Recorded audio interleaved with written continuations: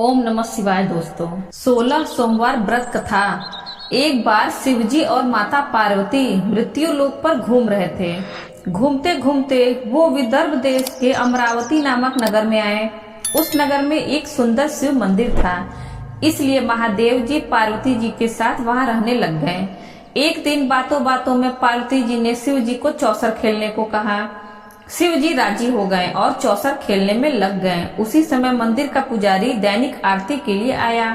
पार्वती ने पुजारी से पूछा, बताओ हम दोनों में चौसर में कौन जीतेगा। वो पुजारी भगवान शिव का भक्त था और उसके मुंह से तुरंत निकल पड़ा, महादेव जी जीतेंगे। चौसर का खेल खत्म होने पर पार्वती जी जीत गईं और शिव जी हार गए। पार्वती जी ने क्रोधित होकर उस पुजारी को श्राप देना चाहा, तभी शिव जी ने उन्हें रोक दिया और कहा कि ये तो भाग्य का खेल है, उसकी कोई गलती नहीं है। फिर भी माता पार्वती ने उसे कोढ़ी होने का श्राप दे दिया और उसे कोढ़ हो गया। काफी समय तक वो कोढ़ से पीड़ित रहा। एक दिन एक अप्सरा उस मंदिर में शिव जी की आराधना के लिए आई और उसने उस पुजारी के कोढ़ को देखा। अप्सरा ने उस पुजारी को कोढ़ का कारण पूछा तो उसने सारी घटना उसे सुना दी। अप्सरा ने उस पुजारी को कहा कि तुम्हें इस कोढ़ से मुक्ति पाने के लिए 16 सोमवार का व्रत रखना चाहिए। उस पुजारी ने व्रत करने की विधि पूछी तो अप्सरा ने बताया कि सोमवार के दिन नहा धोकर साफ कपड़े पहन लेना और आधा किलो आटे से पंजीरी बना देना। उस पंजीरी के 3 भाग करना। प्रदोष काल में भगवान शिव की आराधना करना। इस पंजीरी के 1/3 हिस्से को आरती में आने वाले लोगों को प्रसाद के रूप में देना। इस तरह 16 सोमवार तक यह विधि अपनाना। 17वें सोमवार को 1/4 गेहूं के आटे से चूरमा बना लेना और शिव जी को अर्पित कर लोगों में बांट देना। इससे तुम्हारा कोढ़ दूर हो जाएगा। इस तरह 16 सोमवार व्रत करने से उसका कोढ़ दूर हो गया और वह खुशी खुशी रहने लगा। एक दिन शिवजी और पार्वती जी दोबारा उस मंदिर में लौटे और उस पुजारी को एकदम स्वस्थ देखा। पार्वती जी ने उस पुजारी से स्वास्थ्य लाभ होने का राज पूछा। उस पुजारी ने कहा कि उसने 16 सोमवार व्रत किए जिससे उसका कोढ़ दूर हो गया। पार्वती जी ने इस व्रत के बारे में सुनकर बहुत प्रसन्न हुई। उन्होंने भी ये व्रत किया और इससे उनका पुत्र वापस घर लौट आया और आज्ञाकारी बन गया। कार्तिकेय ने अपनी माता से उनके मानसिक परिवर्तन का कारण पूछा जिससे वो वापस घर लौट आए। पार्वती ने उन्हें इन सब के पीछे 16 सोमवार व्रत के बारे में बताया। कार्तिकेय यह सुनकर बहुत खुश हुए। कार्तिकेय ने अपने दूर गए ब्राह्मण मित्र से मिलने के लिए उस व्रत को किया और 16 सोमवार व्रत होने पर उनका मित्र उनसे मिलने विदेश से वापस लौट आया। उनके मित्र ने इस राज का कारण पूछा तो कार्तिकेय ने 16 सोमवार व्रत की महिमा बताई। यह सुनकर उस ब्राह्मण मित्र ने भी विवाह के लिए 16 सोमवार व्रत रखने का विचार किया। एक दिन राजा अपनी पुत्री के विवाह की तैयारियां कर रहा था।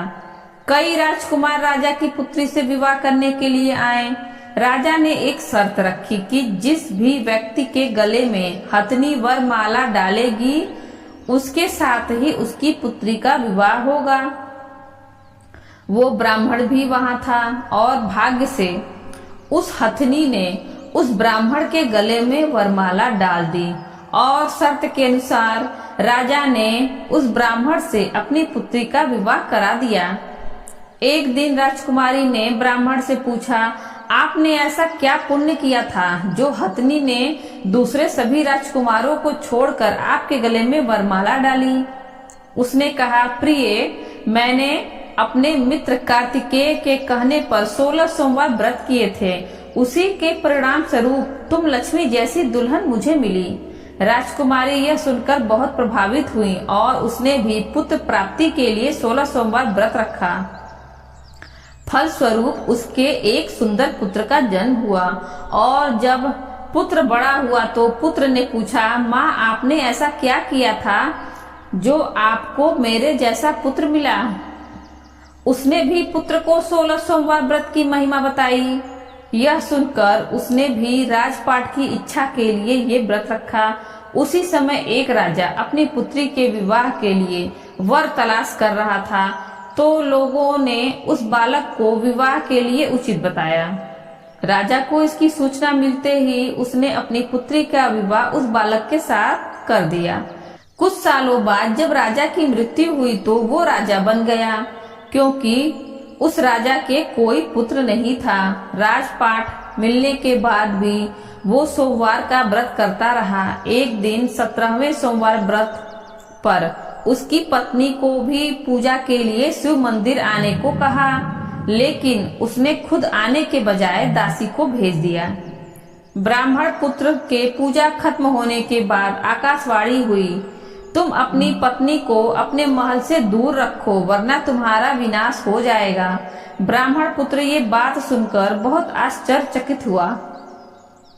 महल वापस लौटने पर उसने अपने दरबारियों को भी ये बात बताई, तो दरबारियों ने कहा कि जिसकी वजह से ही उसे राजपाट मिला है वो उसी को महल से बाहर निकालेगा।